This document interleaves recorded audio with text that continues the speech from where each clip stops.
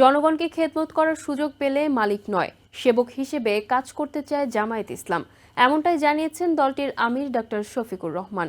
সোমবার ঝালকাঠি জেলা জামায়াত আয়োজিত এক মত বিনিময় সভায় তিনি বলেন, যেখানে সম্মানের সাথে সবার অধিকার নিশ্চিত হবে এমন বাংলাদেশ চায় তারা।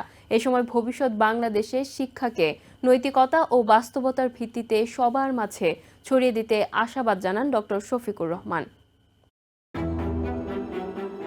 জামায়াতে ইসলামী বাংলাদেশের আমির ডাক্তার শফিকুর রহমানের মতে, নতুন বাংলাদেশ গড়তে ধর্মীয় সম্প্রীতি বজায় রাখা জরুরি। এক্ষেত্রে কোন সম্প্রদায়ের মানুষই যেন হামলার শিকার না হন, সেটা লক্ষ্য রাখতে সবার প্রতি আহ্বান জানিয়েছেন তিনি। বাংলাদেশের সব ধর্মের উপাসনালয়ই হামলার আশঙ্কা থেকে মুক্ত থাকবে, এমন আশাবাদ ব্যক্ত করেন জামায়াতের আমির। নিরপেক্ষ বাংলাদেশে যার যার রুচি ও পছন্দ অনুযায়ী সে তার ধর্ম পালন করবে। এর মধ্যে যারা বাধা প্রদান করবে তাদের উদ্দেশ্যে হুঁশিয়ারি উচ্চারণ করেন ডাক্তার শফিকুর রহমান।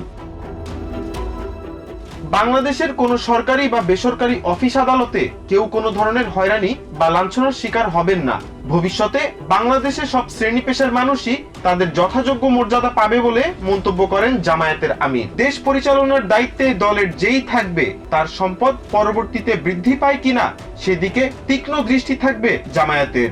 এই কাজে রাষ্ট্রীয় সংস্থা নয়, জামায়াতের 2.5 কোটি পর্যবেক্ষকই যথেষ্ট বলে মনে করেন তিনি। জনগণকে ভাড়াটিয়ার মতো নয়, বরং মর্যাদাবান নাগরিক হিসেবে দেখতে চান বলে জানিয়েছেন জামায়াতের আমির ডাক্তার শফিকুর রহমান।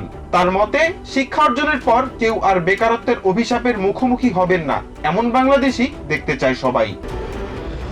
আশিকুল মাওলা আদর, TVN 24 নিউজ ডেস্ক।